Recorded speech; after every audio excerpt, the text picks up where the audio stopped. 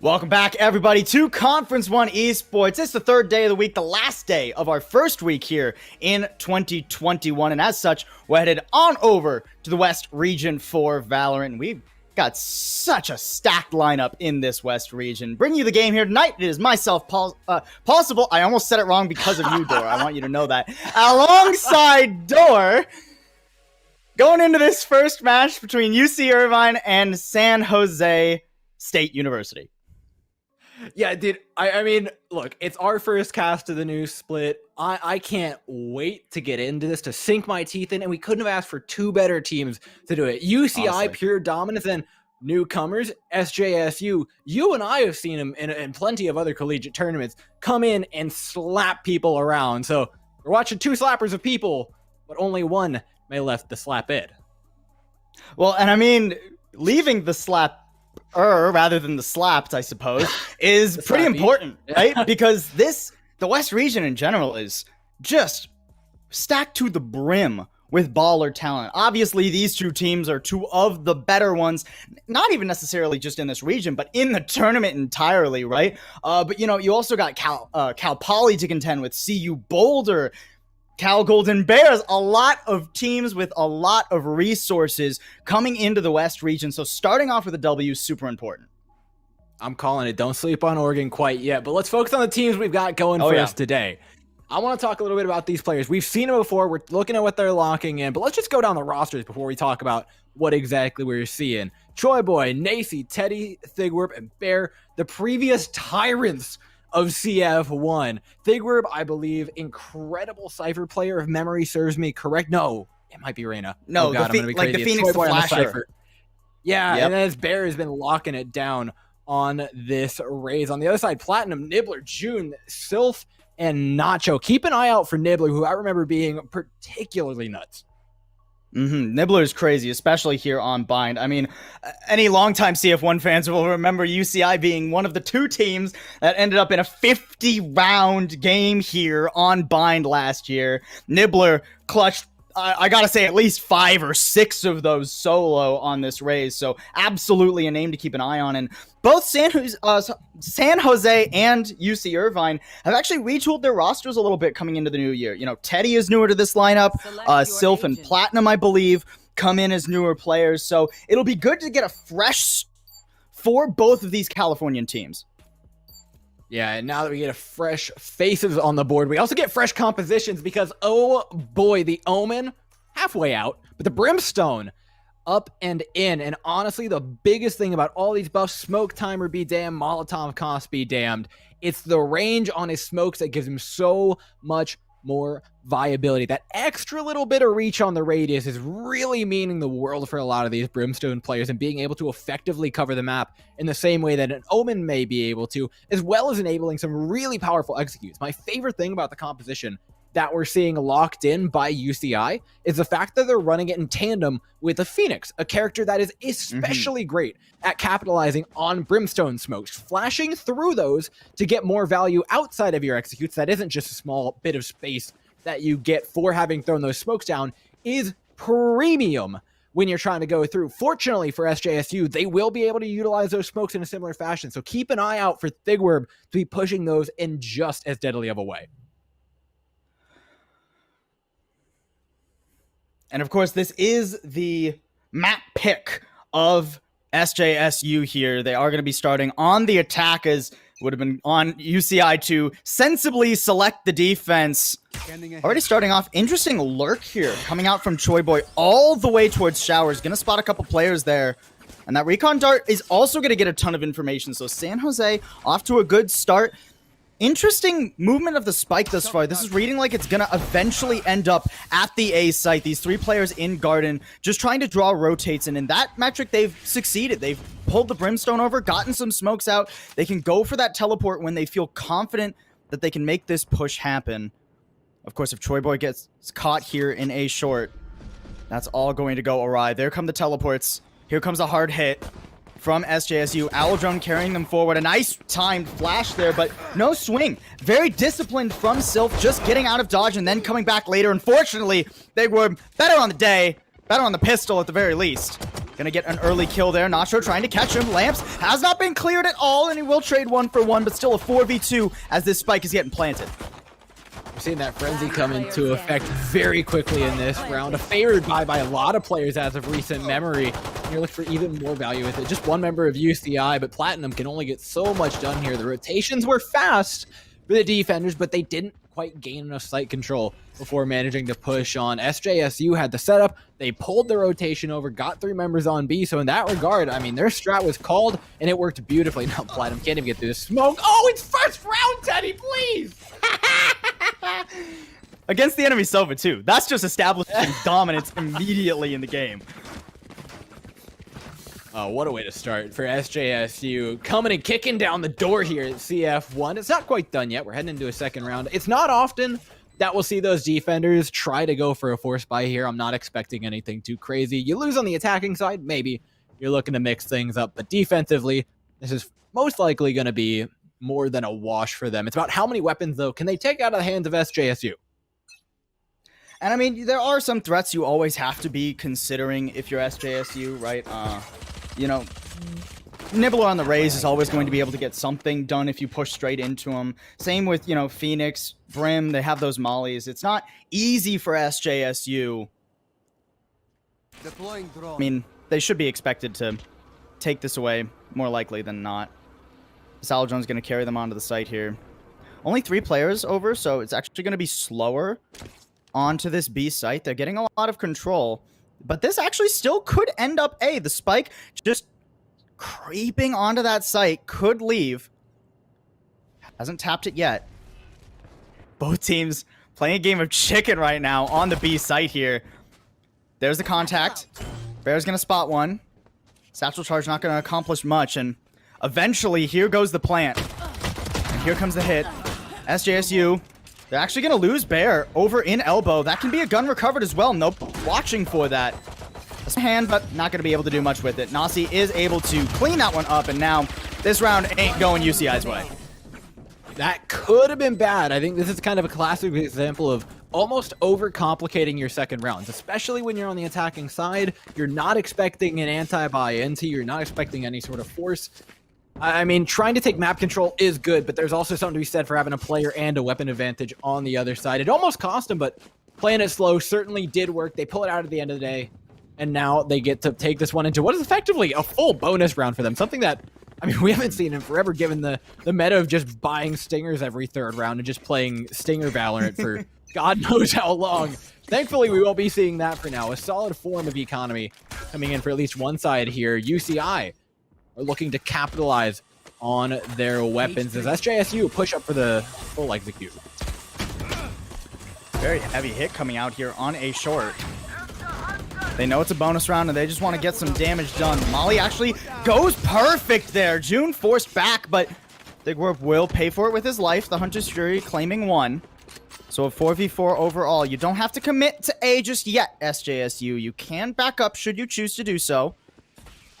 And without a Phoenix, it's actually kind of difficult for them to get control of backsite or showers, honestly. You can see that Choi Boy is heading over there just for the one-person lurk, trying to gain control of that area, get information. Is anybody actually in showers? Do we have... He's going to find out sooner rather than later that the answer is yes. Nibbler is going to claim his life in exchange for the information.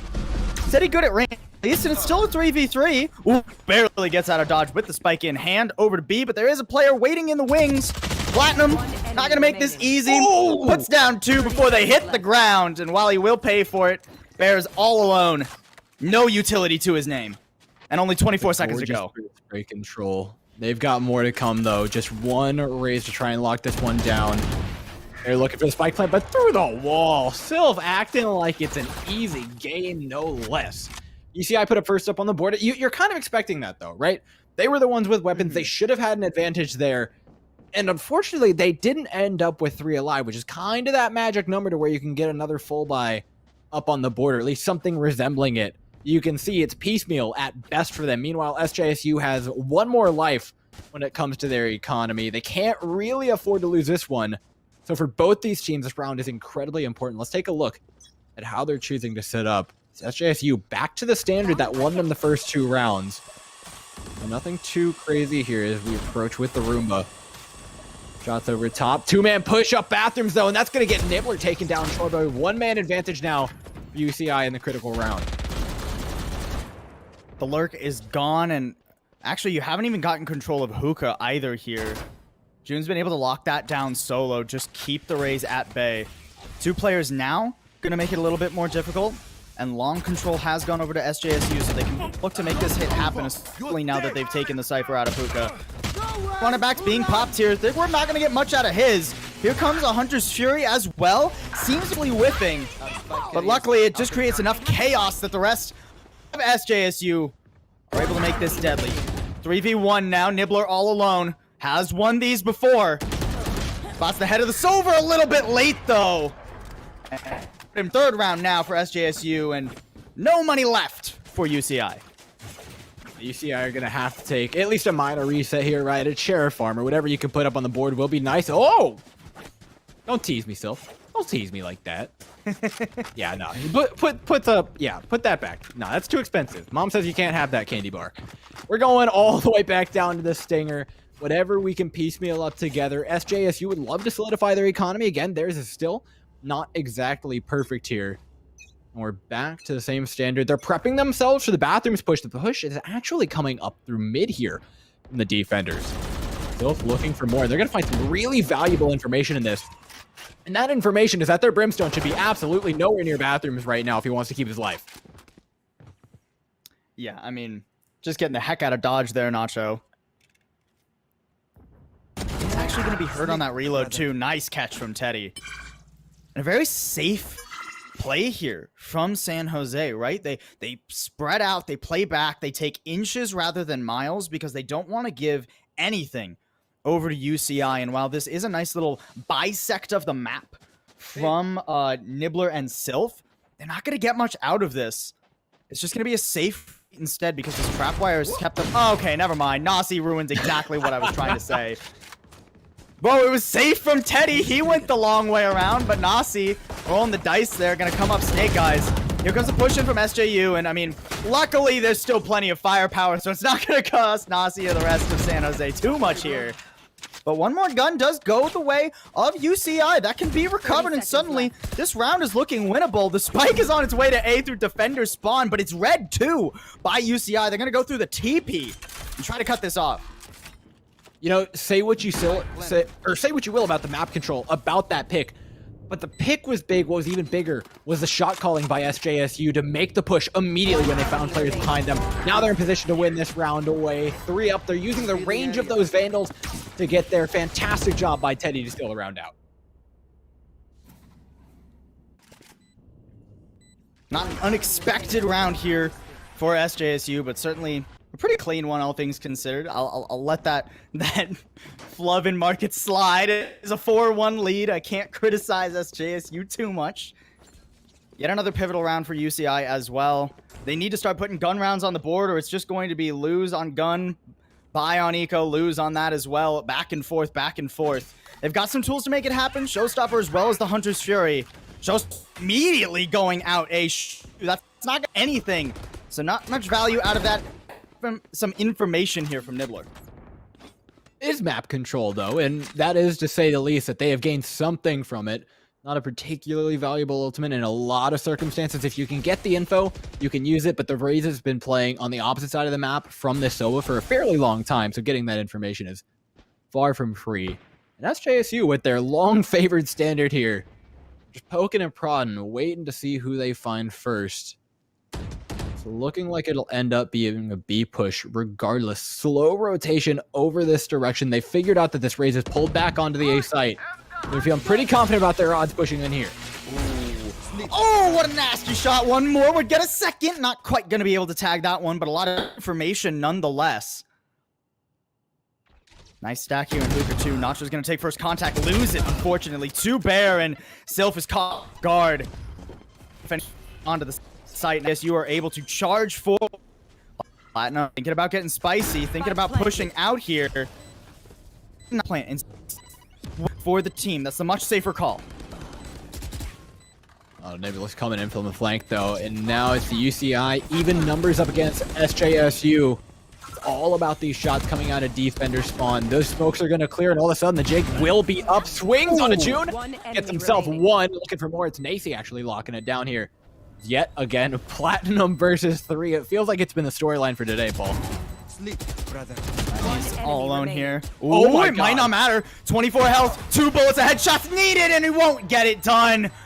Closer than SJSU were hoping for, but ultimately, Door, still a round from them. I loved how they played that out the back of the site there with Bear taking contact on that left side. Once he gets that first pick on June, he just peels back, doesn't get greedy, and then when Nibbler tries to swing out that smoke, Nasi's there from Hookah to punish. Nibbler looking the wrong direction, trying to catch Bear. So ultimately pretty good from SJSU. Obviously, Platinum putting some numbers on the board in that round, but still not able to make the clutch happen. And now we're sitting at 5-1. UCI back to a broken economy.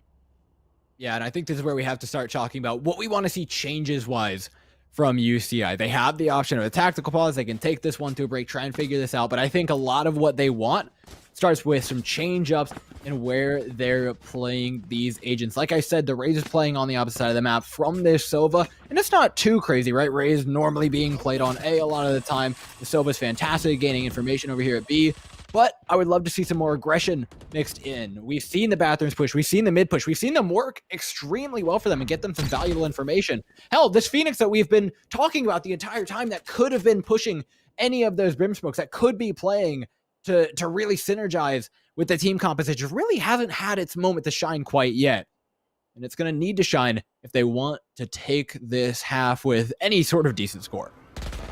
And it's interesting to me that UCI continually are giving up control of B long and Garden here. Like, SJSU have realized that they can just walk up here for free, waltz their way into Garden. A recon dart is going to spot him, but that's not much information, right? Because after that first round, UCI have to respect that this could go anywhere at this point. A Hunter's Fury going to try and clear out elbow there. I think we're not actually going to do too well with that. But again, this is all the distraction. SJSU are playing the map like Galaxy Brain gods right now. June is going to get spotted here. Swings out for one. That's not a bad trade considering the economy that UCI had this round. They've picked up a gun. If they could make it more than... Well, I mean, and they would win the round. If they could make it 2 more, they'd be more than happy. But it's going to be difficult to do so, Dor. Yeah, I mean, Sylph only with a Spectre here. You're taking some long angles on A. The odds this worker, very, very slim. I honestly think the onus of proof here is all on Platinum, who does have the one weapon that can realistically handle 3 people. We got 2 out of 3 last time. How many can you put up? 1 down, 2 to go, running out of time. Not much health to do it either. This ain't gonna happen. You've run out of time, Platinum. He's just gonna go through TP, try to save the gun. Will he get chased down? Yep, Bear's there on the back end. Steals away the only thing UCI were hoping to actually take from that eco. One more gun round, one more chance for UCI now. But their hopes are looking slimmer and slimmer. And I think it just goes to show the level of new talent that we're bringing in here at CF1. SJSU, notable on the Valorant scene on the West Coast, up against UCI, the team that was dominating during the last split. I mean, this is just upping the game here at CF1. That's not to say that UCI aren't capable of bringing this one back. But boy, oh boy, were they not quite ready for this much of a match that SJSU were going to be putting on. This time, not standard. The push-up on long, though, is actually going to figure that out. Really fantastic setup here by UCI, finally utilizing that Phoenix to the most visibility, but it may be too late here as the push is in. Oh, Bear doesn't seem like he necessarily got what he was hoping for out of that, and Hunter's the site for quite a while. Flash going through, but Thigward flashes himself, and Nacho's able to get it blind. Bloody now for SJSU. They overplayed their hand, and they got blown to smithereens. That's what I want to see from UCI, a little bit of fight from them. Finally shutting this one down, and on an important round as well, right? That's rifles for them. That means bonus money in your pocket. You're building up an econ with 4 members alive. That's what they need to kickstart this half. It's not over. Remember, this is a half that is still more than capable of being brought 6-6. That economy of SJSU may be daunting, but it's not invincible quite yet. And most importantly, let's see what the setup is here. I'm expecting big shifts from them, and that's exactly what we're getting. When you capitalize on the economy, it's a perfect time to change things up, throw a curveball at them, because this is the round you want to be able to capitalize on that surprise factor with. Put the killing blow into SJSU's economy. You've already reset that win streak. Let's see what more they can get with the Cypher and Brimstone setup on A. They're going to be going for a fairly hard hold here. They want to maintain as much map control with this as they possibly can, but both found out here in bathroom. They're both ready for the flash. Nibbler through, gets one on the Nashi on the other side of the map, and now it's a Cypher completely marooned away from the Brimstone. It's a rough position for UCI to be in, but they're fighting their way out of it with Nacho. Finding one on a Choi Boy. This Cypher's still stuck in the corner, pins in between 2 and 1 player. Which way do you go, June? There's no way. Back to spawn eventually. June has done his job, though. He's time for these rotates, and although finally Showers goes to San Jose, they're probably going to have to invest more. The run it back likely to come out here to carry them onto the site. Nibbler not all health. We'll need a 1-tap for whoever comes out of Showers first. There's that run it back going on forward. Curveball to carry it out as well. Spots the Phoenix and cover for the plant. SJSU are now no longer the ones on the clock. Instead, that will fall into UCI's book. And the Silver's still coming over. They're going to push regardless, though. Sylph clearing out lamps very early here before the Silver actually rejoined. And luckily, there's nobody there. Actually gets that completely for free and spots that the Phoenix will be showered. Information for the team. Peeks out. Reload gets it done. 4-2. Bear goes down. Molly not enough, but Platinum will finally get the clutch he's been looking for. Oh boy, he's got to be feeling good about that one after 2 near 3v1s. He shows us a little bit of what he's got. And now UCI throwing punches up on the board. This is what we expect to see from University of California, Irvine. How much more can we see this extend? I mean, honestly, an even half, a dead even half, is more than within the book. Sylph with a fantastic push from behind here. You have to be kicking yourself a little bit, though. This Bear, I'm going to be honest, you know your teammate goes down, you got to check right, but there's footsteps on either side, unfortunately. Watching the wrong way. Platinum, look at him, up at the top of the scoreboard, 12-7, making an incredible impact for this team. What's SJSU got left in the tank? Because at this point, it's up to them to surprise to break the status quo. No real shift-ups, but it will be a pretty quick B play coming out from them. We're waiting for the Omen to prep smokes. There they go, out on the site. One dead center, actually, and one to the back of site. Really interesting positioning on these smokes. Let's see how they play around them. San Jose have just sent it onto the site. Not here. Braith, though. The board make it difficult. Portal Strike going to keep him at bay. San Jose considering pushing elbows, but an ice flash going to at least stall that. Nibbler will trade it out. Has to use the showstop. Oh, launching on in. Spots one. Nails him. But Nasi with the stinger able to get it done. Go around for the reload too and knows where the Cypher is. Just gotta play for time. Much time you have to stall this off though, Nasi. Spotted the head for him. Nasi clutches. Say leave. They're attacking half with a lead. That's what I really want to see. Roboto Paul taking us into the round. Nasi, creative play in the middle of the map here. The smokes to execute. I love them. I had a good time with them, and they worked. On top of that, you pull the execute off, get that one smoke up in time. Creative positioning now up on top of the crate and center site. Now that you're playing up against a UCI who looks like they want to get a little bit jiggy with it, shifting 3 members over to the A side. Erase, who looks like she wants to push like her life depends on it here. Nibbler looking for one in mid and is going to get it on an AC with the weapon difference being damned. Slice across the map though. You got to watch this B pushes now. Both Platinum and the Phoenix for UCI are pushed off their angle, and they're lacking a lot of information here. That A Nibbler trying round after round, finally. And SJSU only going over toward the A site, it seems, but they don't have a lot actually going for them on this A site. That being said, of course, they have the run it back, they have the showstopper. They can get onto the site very effectively here, especially if June, currently playing pretty far forward in lamps, gets caught by either of those. Camera is going to spot the head of the Phoenix though, but Nacho's still going to pay for it with his life. June pushing up very far forward. Not quite able to hide in that corner. Thigward, good job checking behind him there. And the hopes are not high for UCI in round. No, SJSU looking to take us to 8-3.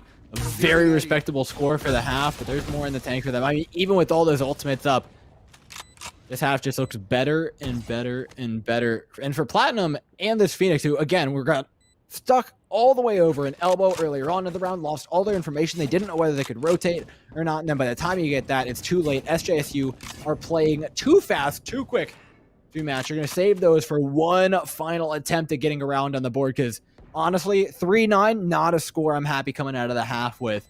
You're going to have a lot of ground to make up on the defensive side. And that's going to be really difficult when you do have a team like UCI playing this heavy execute style coming at you.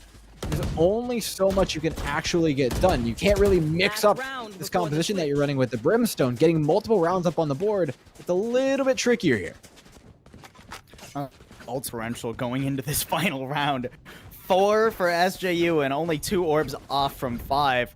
Whereas UCI, they'll be lucky if they get a run it back or a Hunter's Fury to actually play with in this round. I think they're going to play for orb control here so that Sylph can actually get that ultimate in his pocket. They'll have some tools. I'd love to see them play for just a retake on whatever site ends up getting hit by SJSU with that run it back, right? Because I think otherwise they're going to struggle, especially since this run it back is already hard hitting onto the A site, flies forward, as well as the showstopper coming out from short. And it's going to catch 1-2, forced off A already at UCI. Cage triggers.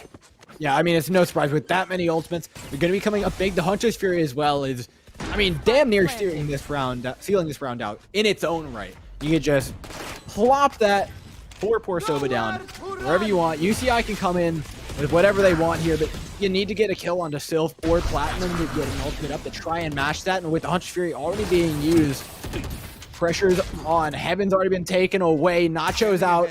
2 versus 5. UCI looking like this is going to be a rough half for them. And interestingly enough, you know, I was talking about playing for the run it back as Sylph was only 1 orb away from it. That orb actually went on to Platinum. So they favored getting the Sova up to 6 out of 7 rather than having the run it back just ready and available as an ultimate. A gamble that does not pay off for UCI, and they will leave their defensive side on bind with only 3 rounds taken. I think if you're San Jose, Dora, you are super happy with how the first half of your map pick has played out. Oh yeah, I've got a grin ear to ear right now. The one bit that, again, I did say earlier, UCI has a couple tricks up their sleeve. This is the side you're playing for when you're playing a Brimstone Phoenix. We're expecting heavy executes from them. And the one thing I want to see above all else is Sylph utilizing those smokes to get more value than they might otherwise. So that means when you're executing on A, when you're throwing down those standard smokes as a Brimstone for the execute, you're pushing through them with the help of that flash. In fact, taking a very wide execute this time, just smoking the back corners of the site. This is a confident push from UCI. It's actually going to leave them utility to use after the plant. Charging up a short here. Ooh, big whoop! Not gonna have fun there as June pushed his own smoke, but will get caught by Bear. Still ultimately a better trade for UCI, and Nacho's gonna hold the line. 2v3 now. Not much health on Nachos, so certainly not an unwinnable scenario here for San Jose. They're gonna smoke and try to draw players forward. Choi Boy getting 2! Now just a 1v1. He's got plenty of health to work with too, and a little bit of armor. The half stick can't go longer. Spots him close, but Sylph gets it done. The frenzy better at that range now that the right click has been nerfed. That's a big one from UCI as well, right? You're taking away the pistol round, you're putting more up on the board.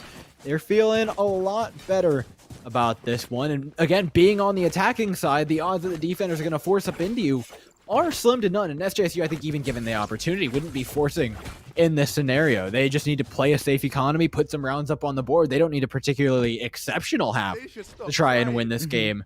So I like the choice here, keeping all the classics, keeping the economy in check.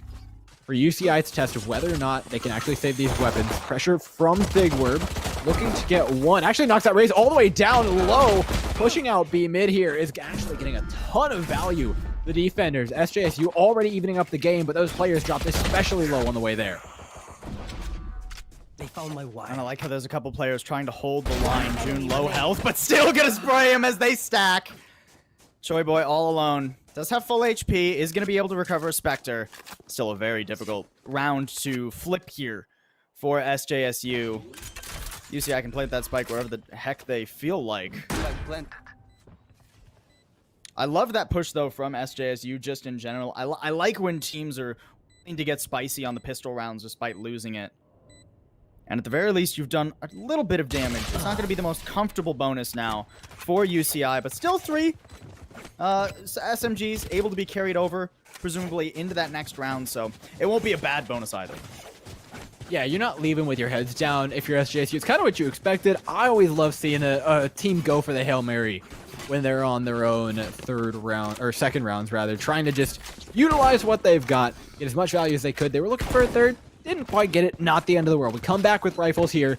They're looking for double digits early in this half. Put the pressure on UCI, and they're going to continue to do this with this setup that they've got going on right now. Very likely a heavy bathrooms push to gain a lot of information early, or just this ult orb through the doorway. The Phoenix pushing all the way up, and as they slowly figure out there's not much going on here at the A side, the rotate needs to be swift over towards B, but actually the Sova and Cypher backing all the way into elbow.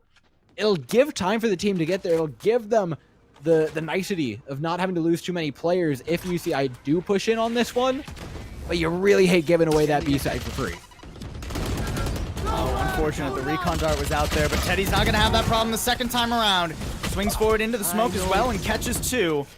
June will shut him down, but Choi Boy's good for the cover, at least for 1. This is getting very bloody, but ultimately SJSU are locking it down, and Platinum is nowhere near the spike. They know where he is. Bear is going to be able to put a double-digit round on the board now for San Jose. You know what? I take back what I said. It wasn't a free site. It's like a free asterisk, right? It's like the African Prince scams, right? You get in, everything seems good, everything seems fine, and then boom, you're broke. That's exactly what that was. They get in, okay, we're good. No one's here. We forced them off the site. We've used all of our util to get here, and then boom, cyber cage, trap wire. Uh-oh. And you're getting sprayed down through. Fantastic job there by SJSU, utilizing that Cypher setup extremely effectively, might I add, to capitalize on that round, to give their teammates time to come in before that spike ended up going down. It's a risky play, but one that they're actually going for again here. All the way back into elbow we go, prepping the rotate. You can see the Rays playing fairly passive here on the A site, ready to pull back into the defender spawn whenever that call is made. But the spike being all the way across the map kind of lends itself to us thinking that it's not likely to push here too soon for UCI. No, right now it's just June making noise, trying to keep people at the A site.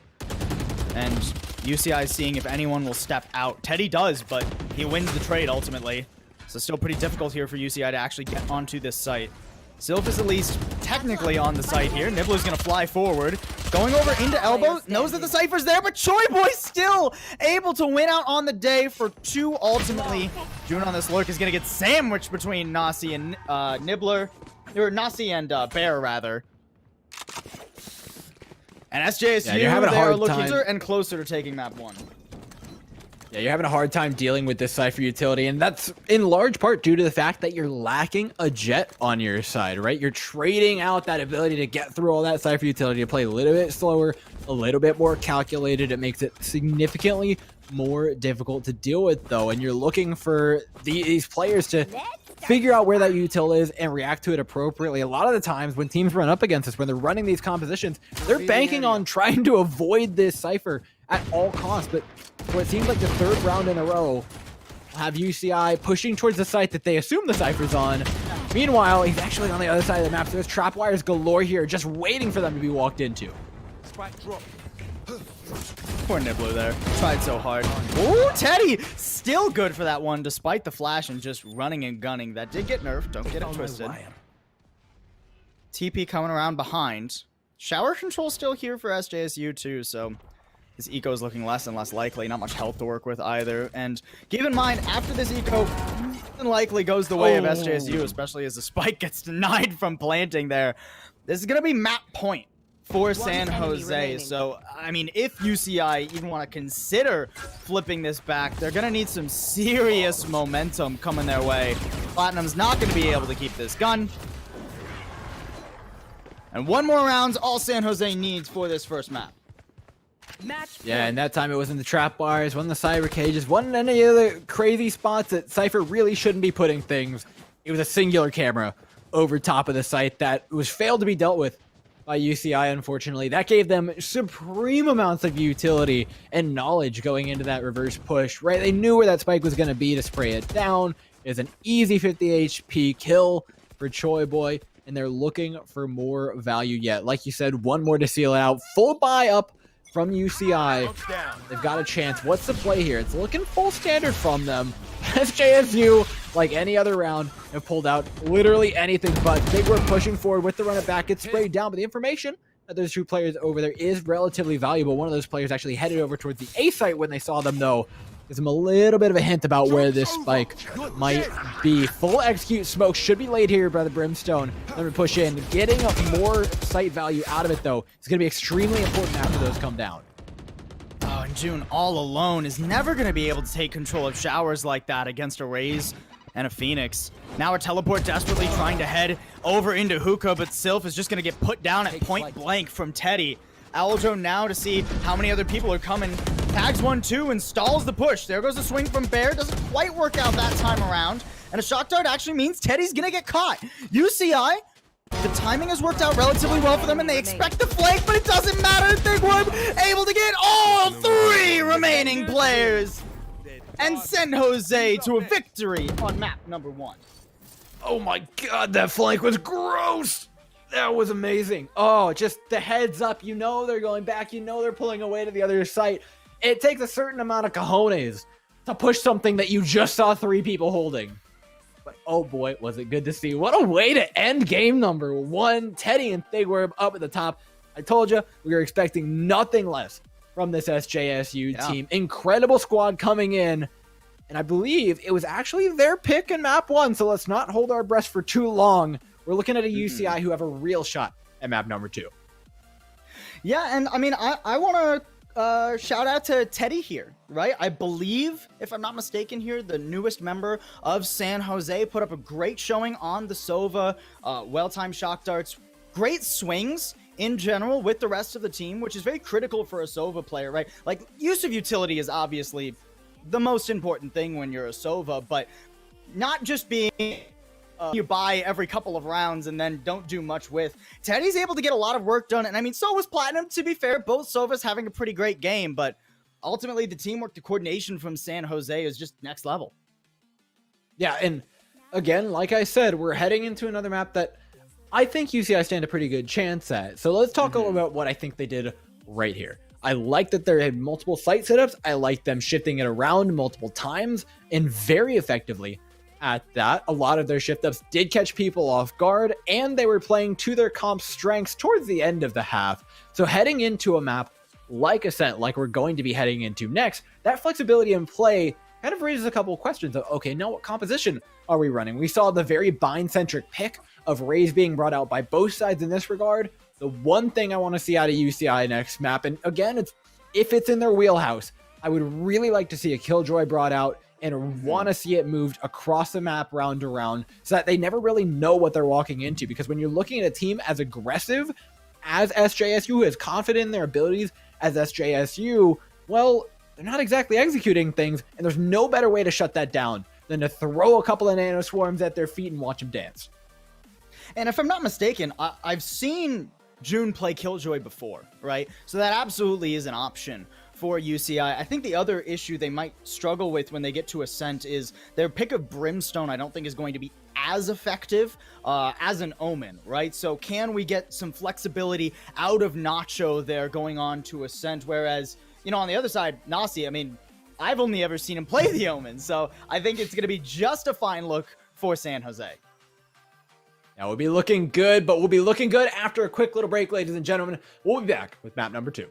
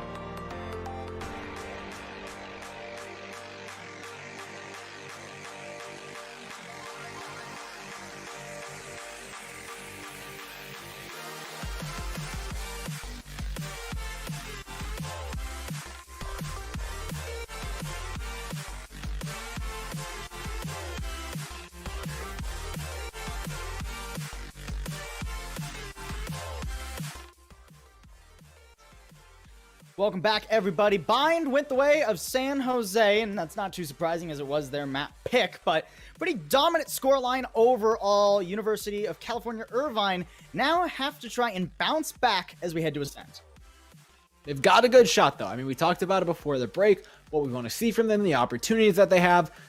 I really want to see a Killjoy from them. I think it's that little bit je ne sais quoi or whatever. I don't speak French. That works.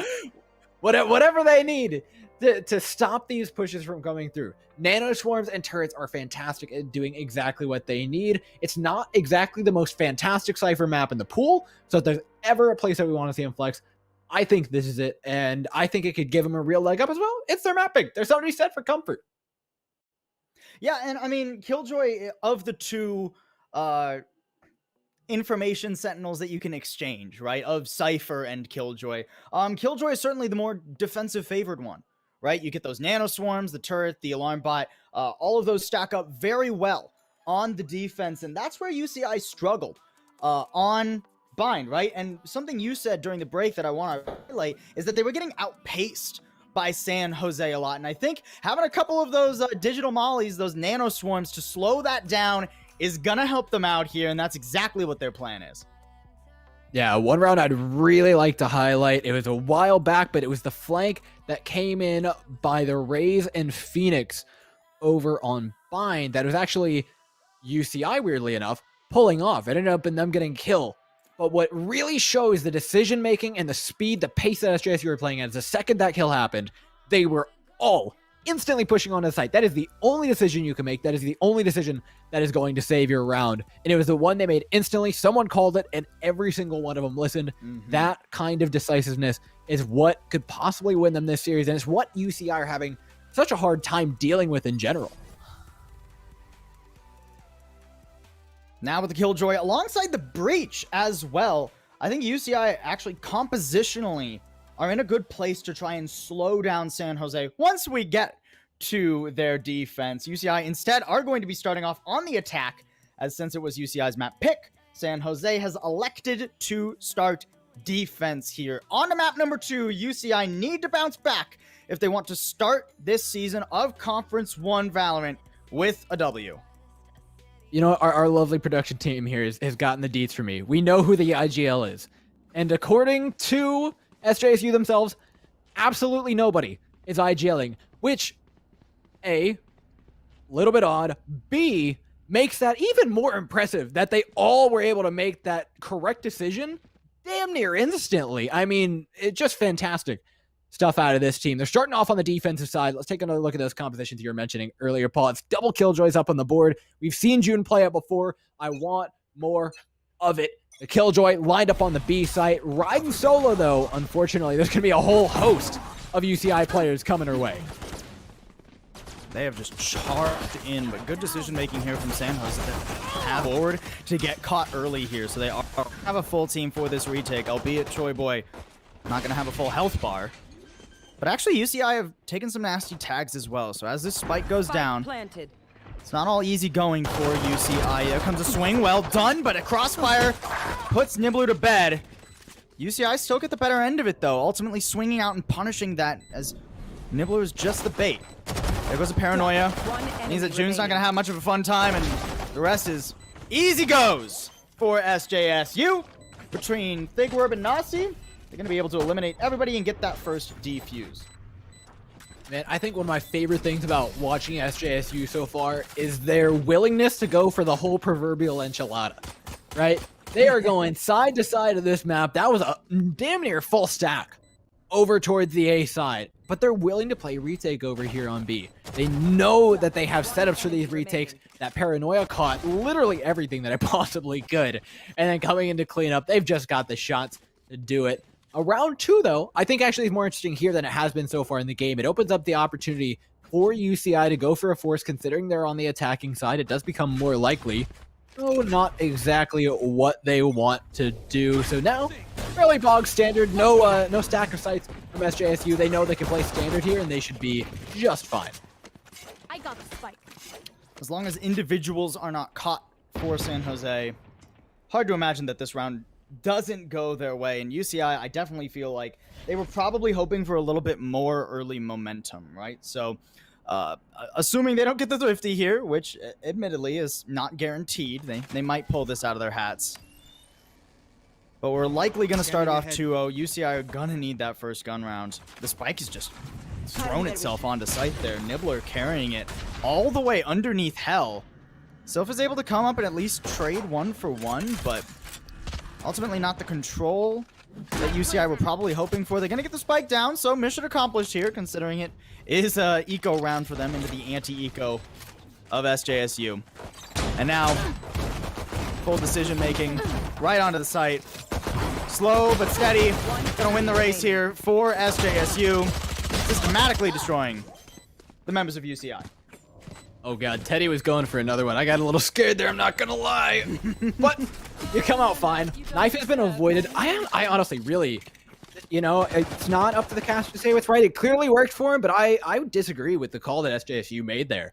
Playing retake, right? It's fine if you're good at it. It's fine if that's how you want to play a set. But you know you have a weapons advantage, and when the only option that UCI would have to force up into would be Stingers or they're holding on to Classics, both weapons that want to be taking you at close range. And Bear had a judge. You want to be taking that at close range. Offering up yourself to play retake, to throw yourself into these close angles was a very risky call for them. Fortunately, they fragged their way through. They get a round up, and now they've got a very, very nice bonus to look at. This time the map shifting up pretty dramatically as Bear's going to be pushing mid with this judge, not getting quite as much value. They might have been hoping for sneaking around these smokes. How much more do you actually want, though? Now Servo working through mid. Full standard setup here for UCI. For as weird as the beginning of this round has been, I think that was actually the most calm and collected we've seen them been so far. Good job from UCI to just deny that. Love that nano swarm, though. Coming out from Choi Boy, denying the doorway rather than the spike. Eventually, the door will get shut regardless, though, so the timing doesn't quite work out for SJSU, but I'm going to keep my eye on that nano swarm in future rounds, where SJSU actually have some guns to work with. Teddy has actually picked up a Sheriff here, the Spectre here doesn't need it, though, as the Sheriff he bought gets him, too. Just spamming now, suddenly a winnable situation. Pretty difficult. Last player standing. Has to go into a Vandal with just a Classic. That's a hard fight to win. Bear trying to get close, but now he's pulling out the judge, and as he comes around the corner, it's just a little too far. And Sylph covering will make sure that UCI get their rebound, albeit only with 2 players alive. Yeah, Teddy did everything in their power to make that round expensive with that Sheriff. The buy is worse, so you get a little bit more money here, and we're in the same place where we were last game, with both teams' economy on the line here heading into round 4. There's no surprise to see him pop off. Nice shots by Teddy all around, though. Pick up 3. What's the setup? We're back to this very, I don't want to say awkwardly favored setup from SJSU, but retake favored. And every time they've played this, they've shifted it up. This time, it's even further towards A. Note the Omen playing in tree. The Killjoy now playing at the back of the map, literally ready to rotate wherever she is needed at the flip of a coin. It's so flexible. They're relying on that fast calling ability. They're really leaning into it to get themselves rounds, and so far it's worked out, but it's looking a little bit dicier for him. They rip up in the corner. Nobody catches them. Gets one, though. Could have been a lot worse than that, Paul. Yeah, honestly, probably should have been worse than that. SJSU, they paid a heavy price for this gamble. Nasi's got to lock it down, but the Rolling Thunder is going to make it pretty difficult. Nacho walks onto the site, only Choi Boy alone now. Smoked off 2, going for the swing, spots the turret before anything else. Still going to be able to pick up Sylph, but not enough for San Jose. UCI, that is absolutely the gun round that is crucial for them. Now they have the favorable momentum going in to the middle of this half. Yeah, I don't think there's any such thing as a safe round from SJSU, though. That's your real issue that you're running into here. I see Sheriffs on the other side, and my spine kind of stands on end a little bit. I'm just like, oh no. Here's the chance of me getting absolutely crushed by some one-taps. We'll see exactly how the round works out. Is now with a lower econ, how are SJSU setting themselves up? The Killjoy shifts over to A. Reyna and Jet pushing up in through tree. There's not likely to be any real contest here on the B push. The Sova can do a little bit of work. Maybe Teddy finds a shot here miraculously. Oh my god, he has. But That was outside actually- of that, this is just a full retake. I mean, that was big brain from Teddy there. Shock dart straight into the smoke, knew that the Jet was going to be shutting that down, and suddenly things are winnable. 2 versus 2, because as I said, that Soph did it's double. Empress being popped, SJSU, they want to commit. They've picked up a gun. Thibber spots the first 2. Does get tagged by that recon bolt, though. Gonna have to just back up. Wait for that to expire. 2 versus 1 now, though, in a lockdown. They're just gonna wait him out. No chance for Platinum there. Excellent call by San Jose. And it'll flip this round on its head and get him a well-deserved thrifty. I told you, man, there's no such thing as a free round against these players. It is ridiculous what they get done. And I just feel bad for Platinum, right? That's one you could take 1v2 pretty reasonably. You know where he's playing. You know you can really take advantage of it. But no, let's just throw Killjoy ults on top of it. Watch him dance for us. And oh boy, did he dance. Getting the hell out of Boathouse and back to spawn. Big Worm capitalizing on it, but we all know where the real play was made there. It was earlier on in the round when they stopped that push from coming in. Teddy with a vital frag allowed them to do it. Now with money in their hands and an operator on Bear, they're getting a little bit jiggy with it over here at the A site. And again, this heavy semi-stack that they've been pulling off, working well, but the operator now out of their hands. It's looking a little bit dicier. You should run. They don't check wine, though. Thigwerb still only able to get 1 from one of those sneaky positions we saw. And the rest of things are not going well for SJSU. A lockdown's going to flush them out of the site. You do have Teddy going around here through a lobby, but have to imagine... Actually, the Killjoy turret's not there. It's actually going to be on site instead. 2 versus 4. Not much health to work with for UCI, so technically a winnable scenario here for SJSU. But it would be a very difficult retake. Would make much more sense, in my opinion, to just back this up. Wait to see who you can get on the way out. How much can they get on the way out? That's actually a pretty good question. If they take this down to 2 or 3 players, it's a pretty decent economic hit up against a UCI who are still floundering a little bit since their prior losses. That's going to reveal them. One shot around the corner. Platinum gets his team out. Safe. 4 members conga line back towards spawn. They're happy to get a successful one up. They're trading rounds away with SJSU, who we know when they get an economy going, that's when they're really scary, right? This is a momentum team that's going to capitalize if you let them get even a little bit ahead. So UCI going blow for blow here is huge. They've got a round of buy even to back this up since they lived with so many members alive after that round. Really happy to see these sort of executes coming out on the site. They're using the Killjoy to full effect as well, which is something that, again, we should be highlighting considering as one of the main things we were looking for coming into this game. Not just to have the Killjoy, but to utilize it properly, to utilize it how we may have wanted to see that Phoenix be used in the previous map where they didn't really manage to take full advantage of it. UCI are now playing to their composition strengths, and clearly they know how to play this map pick.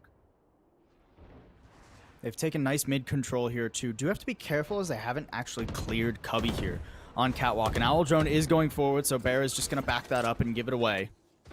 Not going to go for that cheeky peek.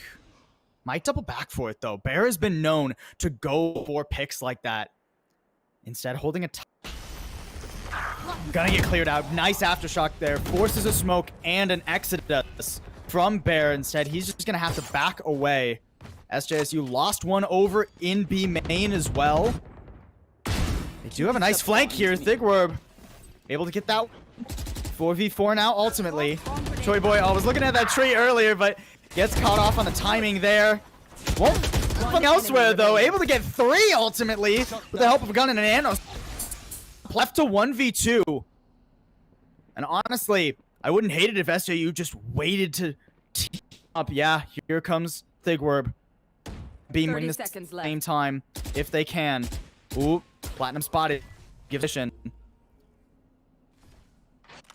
Right side. Platinum's been Only here has before. 9 bullets, and that's UCI. Oh boy. Yeah, there's no coming out of that one alive. Like I said, even without the Killjoy ultimate, that is just a miserable position to be in when everything is gone. I have to give my hat off to Choi Boy. What a fantastic performance on this Killjoy so far. Not just locking down sites, but I mean, 3 kills here is more than you're looking for, right? You're asking this Killjoy, maybe trade yourself out. All you're asking, I mean, really, you're just asking her to slow things down, right? You don't want that spike to go down before the rotation gets there. Choi Boy said, slow things down. How about I just send us to the next round?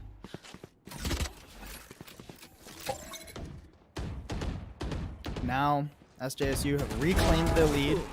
Ooh! What a nasty little flick there from Thigwerb as well.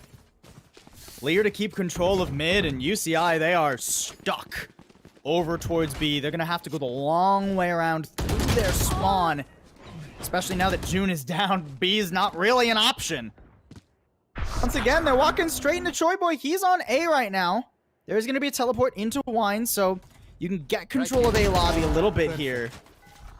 But instead of going to lobby, they go out mid, and Teddy's just ready, man. He gets the first and keeps the second at bay.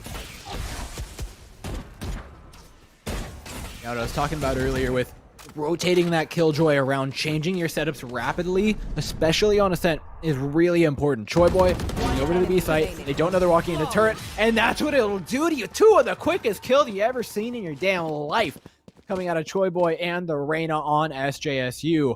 That's how you use that utility to your advantage. It doesn't even have to be nano swarms going crazy. It's just a little bit of attention pulled away from the turret. They thought they were dealing with 1, maybe 2 players there, but in no way were they ready for the shots. And honestly, just the surgical precision of Thigwerb, who has been taking off heads too cleanly. Yeah. I mean, had a pretty good performance on map 1 level on this Reyna, and it's Reyna too, right? So it doubles up in its effectiveness when you're getting that many pure frags on Arena. She's able to snowball so effectively. And Thigwerb, honestly, making that pick look so big brain right now. UCI are going to get onto site, and actually, even with the frenzy, Nibbler's able to get Choi Boy. His poked his head out of the smoke there. Inadvisable, but ultimately still a pretty heavy firepower advantage here for SJSU, and now player advantage is on forward past the Nano Swarm and sets up a fire with Nasi too. So UCI, I mean, they got the spike down, but that's about all they'll get out of that round. I swear, Paul, they're blinking you miss them rounds from SJSU. The pace at which these guys are playing, not just call-out-wise, not just rotation-wise, but when they execute, when they go for something, it is damn near instant. Like, that push, they killed, what, 3-4 players on their way in, and it took a grand total of about 4 seconds for them to do all that. It's ridiculous, and we continue to see this mobility of the team shift. The Killjoy now playing over towards the B site where they were last time, but the utility setup is vastly different. Turret now playing in the corner, Nano Swarm, and the friend bot going to be playing over by mid, where Jet's lurking. This time, the Reyna Thigwerb likely to be pushing through a main. They just want to establish this Omen and Wine, actually. Be just as dangerous. Shots coming in from to lay down the suppressive fire. Allow Thigwerb to get into the back line, and it's working beautifully. Lear out. Nobody can challenge. Nacy there for the backup with the Lear. Beautiful push by SJSU. The combination of both utility and trading the aggro was just perfect, Paul. That's what SJSU were looking for here, man. I mean, the gamble, hard to call it a gamble stack, but the stacks on A earlier looked a bit questionable, but when they're able to push out, make that happen, even if it's just 50-50 on those, that's not a bad ratio for control on the defense. Now they get to play back, pick off members one at a time. Ooh, Teddy maybe getting a little too dicey. 30 health gets around the corner, at least makes it a good trade and sets up Bear for the ultimate trade onto June's life. And now Nibbler, I mean, all alone. Spike's nowhere near him. This is hopeless for the Jet, and SJSU, they'll take a 7th round home. You know, if there's anything positive to say about this, I have to applaud UCI's ability to play against the operator. They've managed to avoid it for the most part. They're respecting it where they need to, pushing angles where it really shouldn't be. And for the rounds that Bear has had, which I think there have been 3 of so far, I don't think it's been too much of a threat to this team. It's just about being able to get those better post-plant setups, because time and time again, SJSU are coming in with set retakes based mainly off of Paranoia. No, they don't have actually any big flash characters, right? You've got a Paranoia and 2 Lears to work with, which in the grand scheme of things really isn't that much. But they're still managing to come off with these big pushes, these massive Paranoias, and you have to be changing your setups based on those. Full push in, but it's a full stack on the B side. Another one of SJSU's shenanigans to shift up their setups has worked again, Paul. Player standing.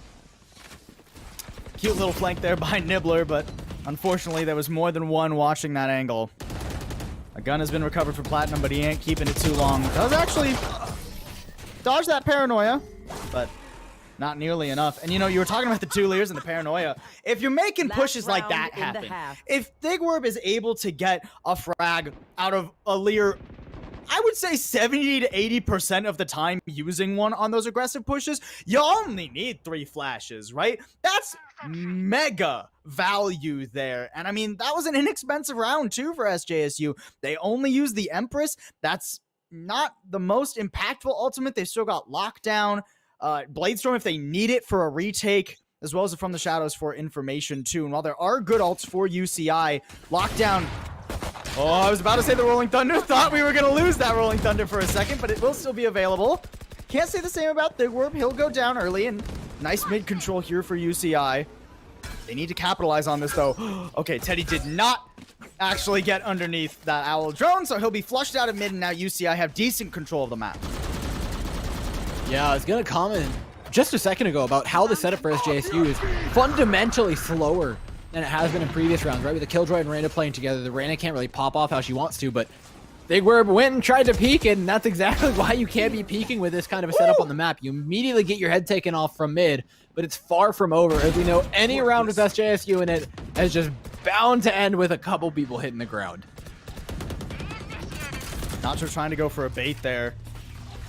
There goes the lockdown too, so while the spike will hit the floor, you gotta make something happen. UCI, they're gonna try and push Tree, try and get themselves out into mid here, but they don't expect Teddy to be there first! And with Nasi coming from heaven, that's an easy cleanup.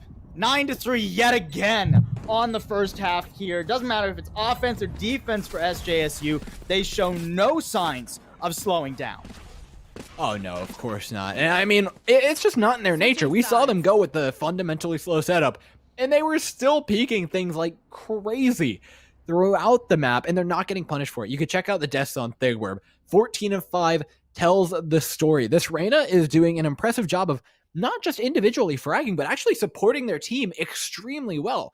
We'll see them push up, get 1 frag, pull back, throw out a Lear for their teammate to peek with then, and that's where that combo is really coming in. It's not the Reyna playing for herself, it's the Reyna pushing forward, getting the value that you expect the Reyna to get, and then double dipping effectively with some really fantastic teamwork. And on the attacking side, that'll be just as valuable. As now the setup leans over towards the A site, running into a 3-man stack by UCI, actually void of any sort of mid control. This hold, an aggressive push instead by Nibbler pushing forward, will be rewarded with a frag onto Bear. UCI say, hey, you know what? The only team that can push out into A lobby and get something done there. Nibbler's starting it off well. I mean, that's like a classic Vision Strikers kind of play, right? With the breach and the jet going out A lobby. I'm just wondering how hard they're going to commit to this. It seems like they are going to back their players up, and SJSU aren't going to let them have this map control for free. They're going to slowly but surely clear that out. Troy Boy all alone. Oh, this ain't going to go well for him if he tries to swing into Cubby. There's 2 players waiting there, and Nibbler's going to take his head off. Shot by Thigwerb. Now it's SJSU's turn to fire back. Shots going all through this smoke. The dark cover. Damn, we're still pushing further into Tree. We're going for frags. Another way to end the round, but it's looking great for UCI here. 2v1, you'll close the door. Probably a spike plant going down by Thigwerb. And nobody pushed behind them. For once, it's SJSU not in the driver's seat. Platinum finally doesn't have the numbers up against them. Gets to finally close out a round with a beautiful shot from Sheriff. You failed. Now sleep. A little bit of momentum here for UCI as they are able to take away the pistol on their defensive half. I like that kind of aggression. I'm hoping we can see more plays like that from UCI. Keep in mind, this is their map pick, right?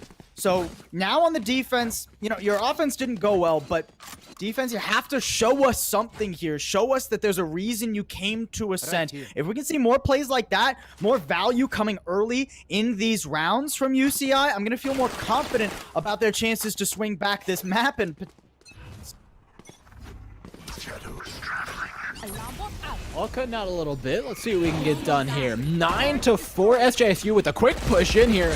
They know they've got a weapons advantage. UCI actually curiously forcing up into it. They're dreading those double digits, but on the defensive side, this is very, very punishable. Without the opportunity to get a spike plant to get that bonus money back, is extremely difficult. Big Whip already punishing him a good bit. 4-4 now. We're seeing members fall. UCI with a quick push back in. Big Whip found out. The post-play position here is awful for SJSU. They need to frag their way out of this corner, but they haven't managed to. 1 versus 3 now. The Killjoys. Troyboy is on an angle that I don't think they're going to be ready for. Pushing in towards the spawn. That'll be 1 with the thing. They're looking for a second. Can't get the third spray down. Platinum again. Just barely holding on at the end of the round for UCI. Putting them up to this point.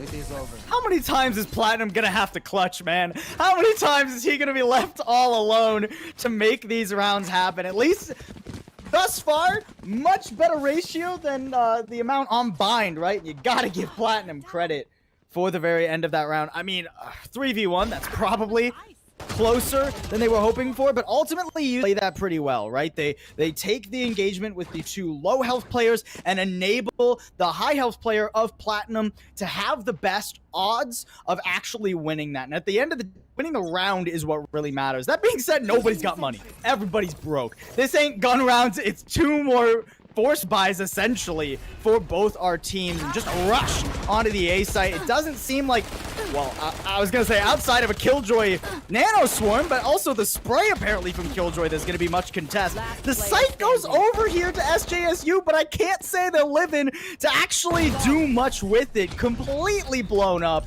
in 1 breath. What the hell? June just killed 3 out of those 4 players without even seeing them. That's not okay. That's the power of a Killjoy on this map. That's what I'm talking about. From UCI, utilizing it so beautifully. And what you were talking about was what I was talking about on Bind.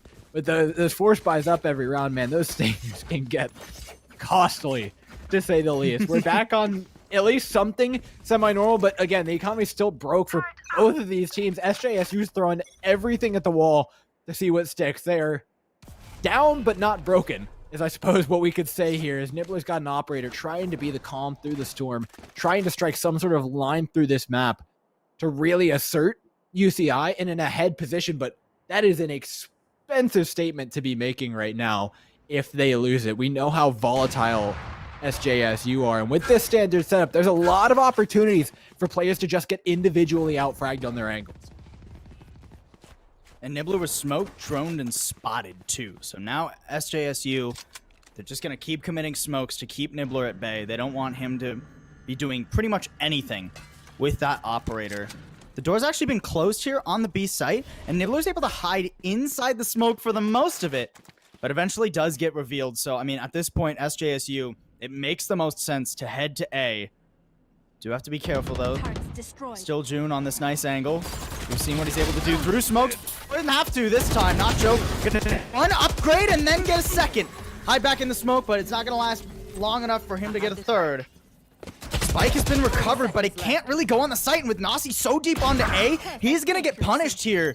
Troyboy at least is able to cut them off now and allow SJSU to go to B. But this is not super easy. An Empress available, but beyond that, definite advantage for UCI. Turret recall as well for SJSU. They should, just in the nick of time, be able to get this turret up to help them hold to sort of even up those numbers. And we know how deadly Big Whip can be with this Empress. Where are the shots to land?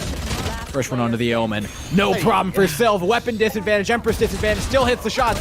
Turret's out. Fantastic! What the hell with that spray control from Troyboy? The answer, not enough, but still really goddamn impressive. If I'm Sylph there, I might be a little tilted about that one. But ultimately, the round is won. A pivotal one at that as well for UCI. Despite the fact that Nibbler was invested into by SJSU, they weren't able to do much with the fact that they negated the operator that round. So it'll get carried into this subsequent round. Light buy here from SJSU. They just want to have the best odds they can to get the spike down, do some damage to UCI as it is still early in the half. Momentum probably not going to be swung towards SJSU this round, but I mean, we've seen them do more with less.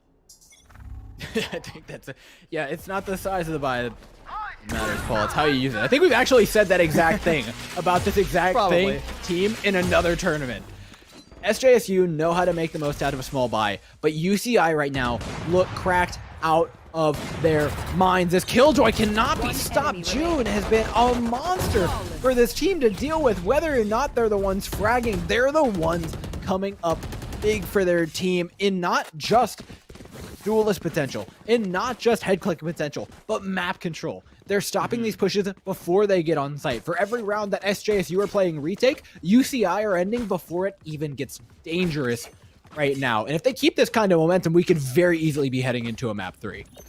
And that's the secret sauce in the formula we were missing on Bind, right? UCI didn't have a way to stop the aggressive pushes, the full sends from San Jose. Whenever San Jose wanted to take fights, whenever they wanted to push with everything they had, UCI really didn't have the same kind of opportunity to deny it. Yeah, there were mollies. There were, you know, there was the Brim molly as well as the hot hands, but neither as effective as the Nano Swarm, the turrets, the alarm bot, and June is doing a great job slowing down the pace here, and UCI looks so much more comfortable.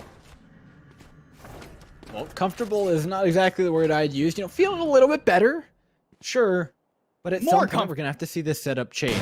Right, this Killjoy has been playing on the A site for the past 3-4 rounds, and it's been vital there. SJSU have not figured out how to play into it, but weirdly enough, not avoiding it either. Eventually, they're going to have to make a B play, but now's not that round. As A's lined up, they've got everything they need for the execute. It's going to be a quick one. We know anything about this team. Oh, but already they've lost one and kept out by the Nano Swarm. The turret has been dispatched. Or no, it actually hasn't, so you got a double dip for that one now. And already 3 players hit the floor as fast as you can blink. Big Orb is left all alone. Does have the spike, could take it elsewhere. Just waiting to see what he can get. At least picks off June. A bit of a morale kill, as that Killjoy has been such a thorn in their sides. But regardless, UCI will tie it up. And that's, I mean, that's such a relief for them, right? Coming out of 2 games that you're having a rough time. You start off not great in the half. This Killjoy, it cannot be overstated the effect it's having on this game. The raw pace that SJSU had, that was their big advantage on Bind, that has been cut down at the knees. Killjoy is just the killer of momentum. You thought Sage was a slower? No. Killjoy comes in, halts your push entirely, and there's very little you can do about it. You need to be playing a strong rotate game, you need to be playing a strong utility game, and you need to control the other part of the maps even better to utilize the fact that that Killjoy can't exactly rotate in the most flexible of ways, but SJSU have done anything but. They have been running straight, bar none, into it, and not taking much map control otherwise. This time, though, shifting up to the B site, and the Killjoy is there, too. They just can't get away from June right now. Luckily, they're at least avoiding the Nano Swarms by coming through Market, and Troy Boy will actually be able to take down June. So 4v5, nice right click there from Bear, and the site is cleared. Things not going well for UCI. That Killjoy not able to have that same effectiveness that they were relying on before. Those Nano Swarms not placed ideally, unfortunately. Is good read from SJSU, and like they said, they head to B. Doesn't matter if June was there this time around at the very least. Even without a full buy, SJSU are able to get that spike down, and there's no way that Sylph is actually going to be able to do much here. Going to try and save the op. It does give away his position by picking up that gun. It's just going to chuck it off the edge. If I can't have it, you can't have it either. Oh. Cowardice by Bear. That's what it... well, I guess it still was a knife. You know, doesn't count. Effect's the same. No, it doesn't. No, yeah, no, in our heart of hearts, it doesn't really count. It technically been a knife. Let's see, though, exactly how we expect this to go, right? If UCI can figure out how to utilize this Killjoy on the B side, I think we're looking a lot better. The mid play from SJSU was smart, but this is kind of the tell-all round. UCI have Econ built up. They can still be testing out new things, but you don't exactly have the rounds to be testing things out with.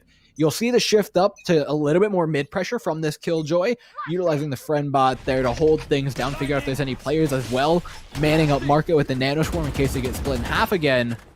But now as push goes over towards A, you have to question, who's making the rotate here? Is the Sova moving across the map? And hopefully for UCI, the answer is going to be yes, but it's not looking too likely. A quick push by SJSU onto the A side is something we haven't seen in a while because of that Killjoy, but this time, unfaltered. What can they get done? Ooh, and an ambitious peek there from Nibbler as well. At least Sylph will trade it 1-for-1. And that door is still open. Lockdown is going to make it easier, as well as the Hunter's Fury. to actually get onto this site. Not going to quite get a kill out of that Hunter's Fury, though, so things are still dicey. And wow, interesting. Troy Boy decides that the door is not nearly enough.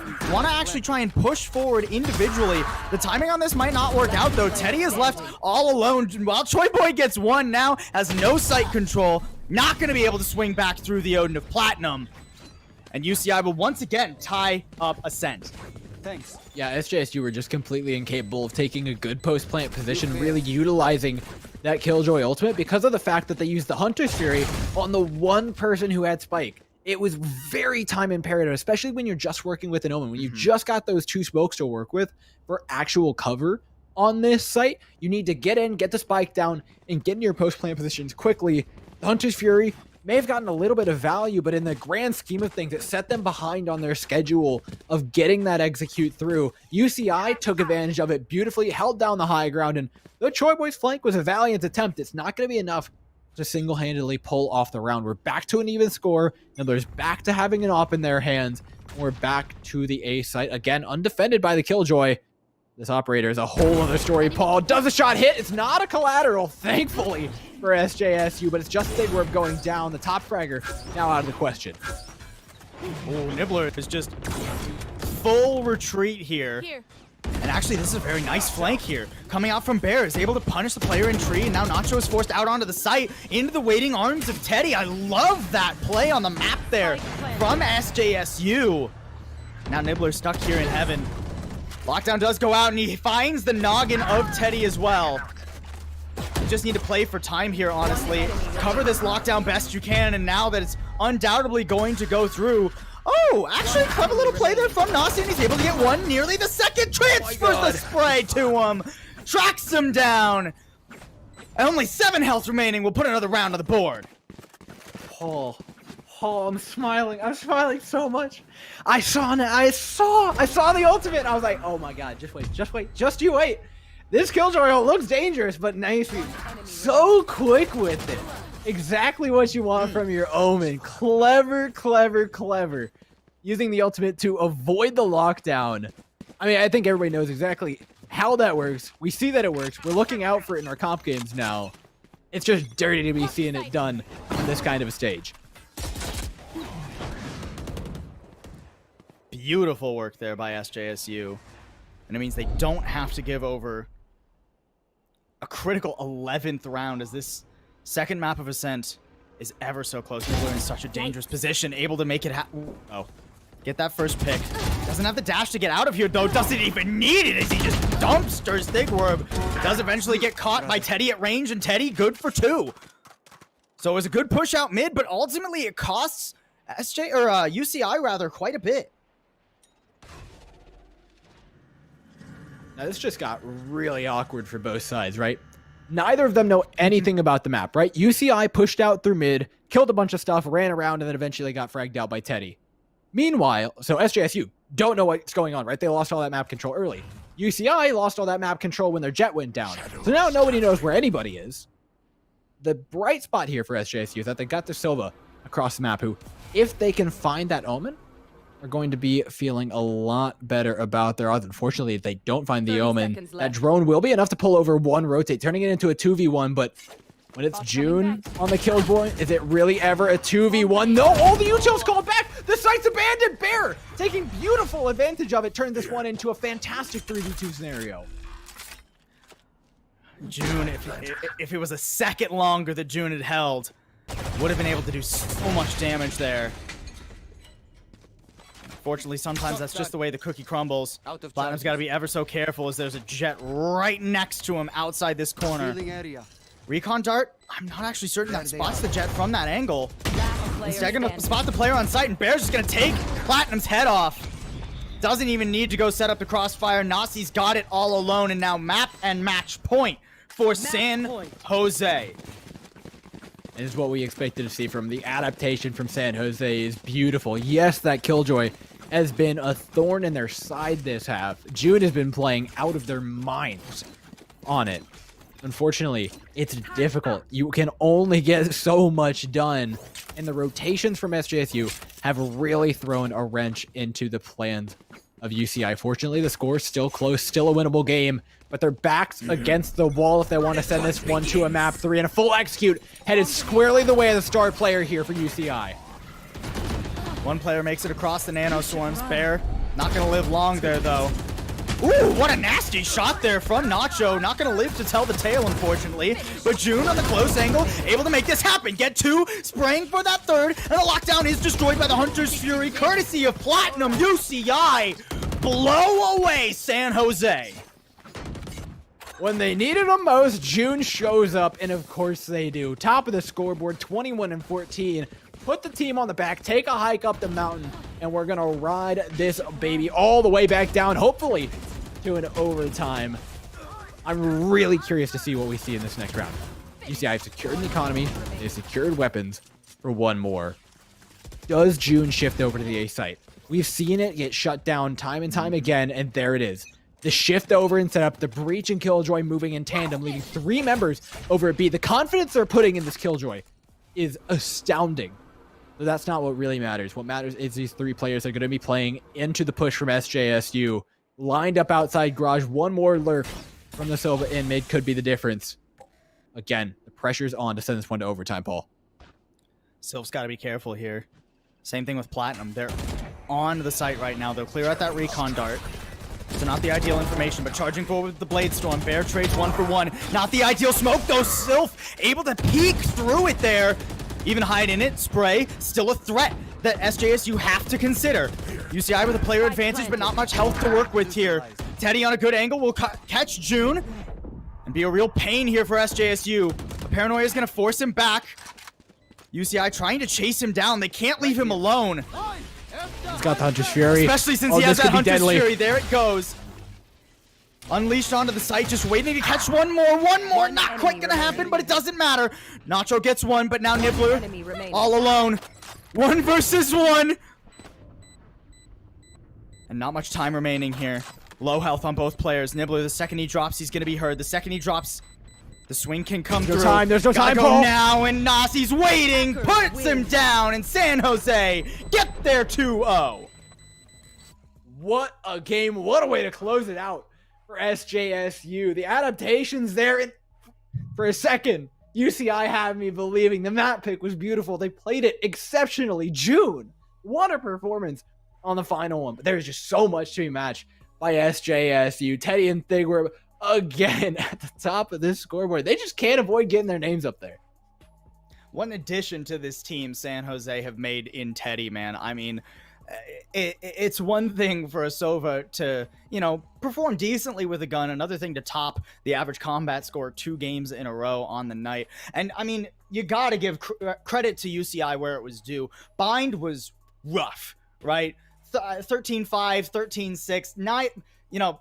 It did not look very favorable for UCI, but holy moly, did they play with their hearts on their sleeve here on Ascent, not only just through June, right? Not only that pace setter that they really needed, but also taking the aggression to SJSU, saying, hey, you're not the only team that can play fast and loose sometimes. I think with just a little bit of, what am I looking for here? Just a little bit more clean on those, a couple of those pushes, and UCI, we would have been heading to overtime. Yeah, I was honestly extremely happy with their defensive performance on a lot of scales. I thought that UCI was doing a fantastic job. On their attacking side, I think they can use just a touch more work with the Killjoy, even on Ascent. I thought they looked confident. They knew what they wanted to do with a lot of those executes. There's a reason it was their map pick. I thought their compositions in general were fantastic. On Bind, I fanboy over seeing Brimstone Phoenix. I think it's the coolest agent combo in the game, and the way you can utilize it aggressively is there. We just didn't see it fully used to its potential by UCI, but the fact that they're running it tells a little something about they know their stuff. It's just they need to play to those advantages. And like you said, this game is close enough that those little changes can really make all of the difference. Because this isn't the only team, right? You're looking at SJSU and you're like, well, damn, that's a pretty solid team. And then you realize that the entire rest of the West Coast is in this tournament with you. And then you're like, okay, maybe we get a chance at someone else pretty good. Yeah, I mean, San Jose, they couldn't be happier with how this started off, too, right? Beating a team like UC Irvine as solidly as they did on Bind, and then just barely getting that victory on Ascent, which was UCI's map pick. So SJSU, I think they got to feel confident coming into this season of Conference 1 Valorant, right? They start off with a W against one of the better teams in an already stacked region. They are able to put on star-level performances. I mean, Thigwerb, how many nasty flicks did that guy have? And the rest of the team did excellent as well. Bear didn't necessarily have the most flashy game we've ever seen Bear have in other tournaments, that is. But that role filler, especially on the Jet, right? Creating a lot of space, getting those entries, and drawing a lot of that utility out. So, I mean, great stuff from SJSU, and I believe we're actually going to hop to a quick break here before picking up Nasi for an interview, so make sure you don't go anywhere.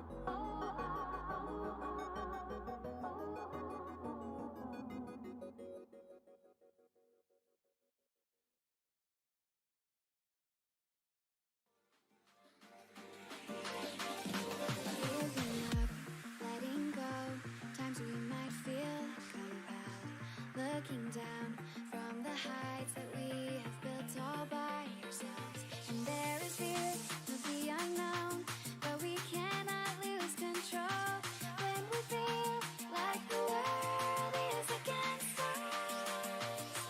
We're trying to find ourselves without the defining words. We can no longer hold on to what only makes us hurt. We cannot sink into the dark. The vertigo is getting sharp. There's something greater than ourselves that we must reach for.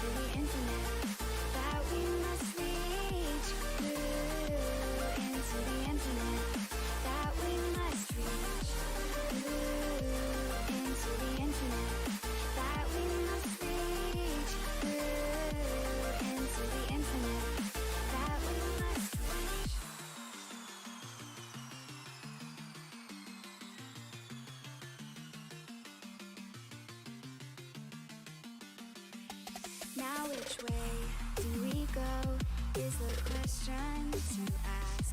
There are so many choices that it's hard not to look past.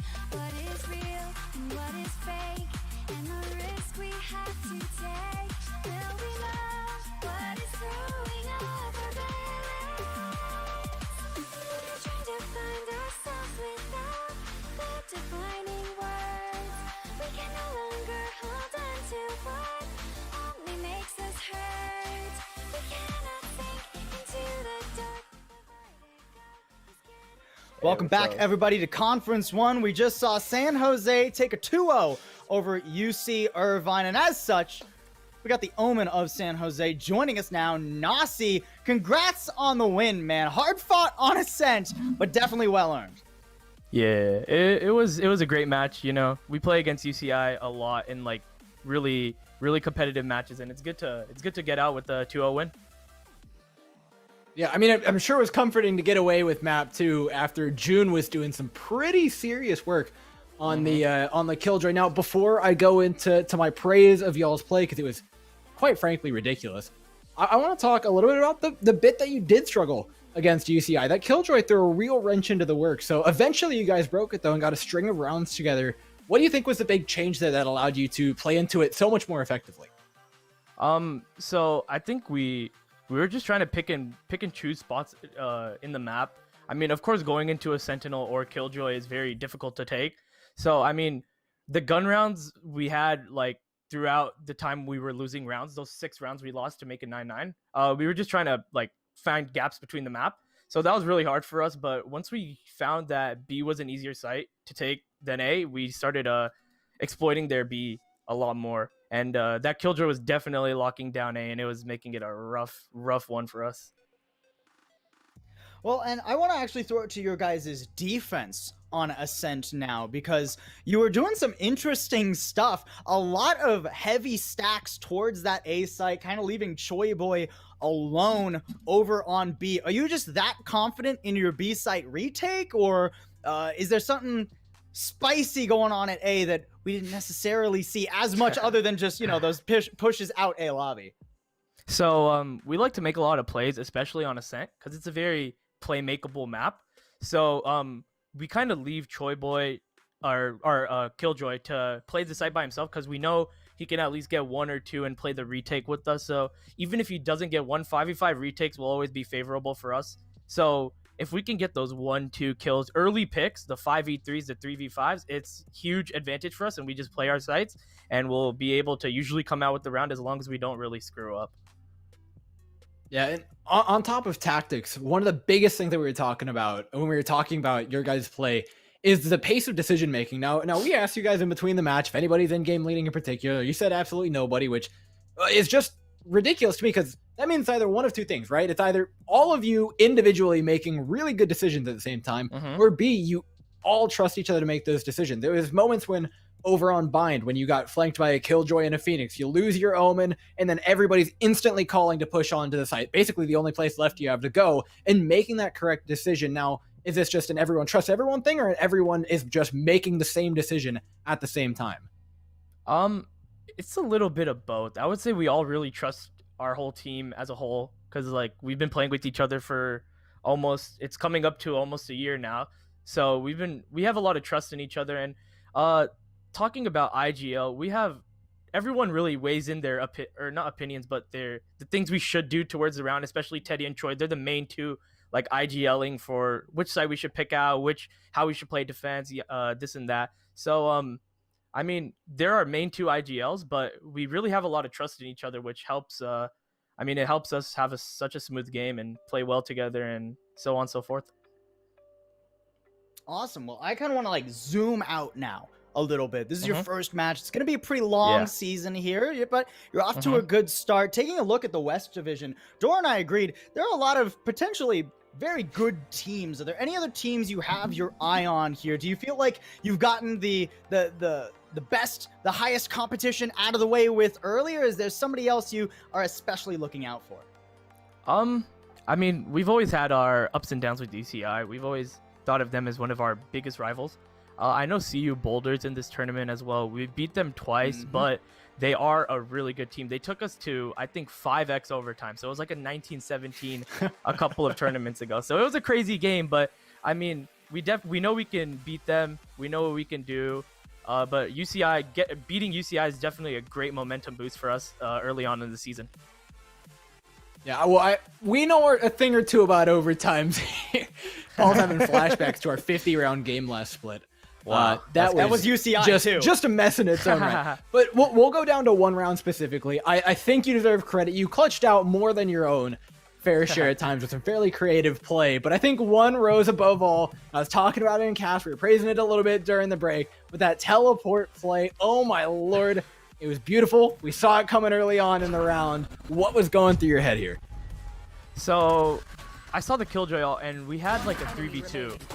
Or actually 3v3, and then it ended up becoming a 2v3, and then I'm all like, I have to make some sort of play because I'm in hell, and I'm all like, what's the best thing I could do? I could have either TP'd out and played A main, or I could have TP'd and canceled. So I'm all like, I'm gonna go for the big balls play and TP cancel. So I was able to cancel, and I knew one was door and one fell from heaven, so I was just able to get the transfer off, and thankfully it went my way, and thankfully Jet had an op in her hands and couldn't get me.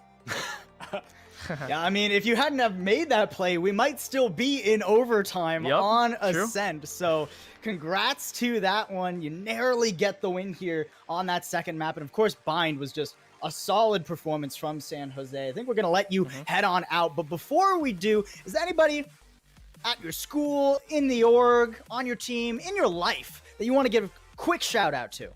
Of course, I'd like to shout out the team. You know, we think we are the best in the nation, and we hope to keep going our ways throughout every single tournament we play. And I'd like to shout out also the people behind the scenes, not just the teammates, but our manager and our the esports manager, everyone who supports us, yada yada, the supporters, the fans, everyone. And yeah, that's what really builds our team and builds a good core chemistry, and all that helps us be one of the best teams out here. Love that kind of wholesome energy from San Jose. Hope to see you back a lot here on the broadcast. But for now, I believe we're going to let you head on out. Congrats again on your 2-0 and your W to start off Conference 1. Thank you very much. I think that's going to be it, too, for us here, Dor. Oh yeah, hope to see you soon, man. And believe that'll be it for the night in general. There's still so much Valorant to be played here, though, for Conference 1. That'll be it for tonight and the week here on stream. But make sure you are tuned in on Monday, the 8th at 8 p.m. Eastern. That's when we start this whole thing over again for this week of Valorant. We'll see you Monday for more Collegiate Valorant.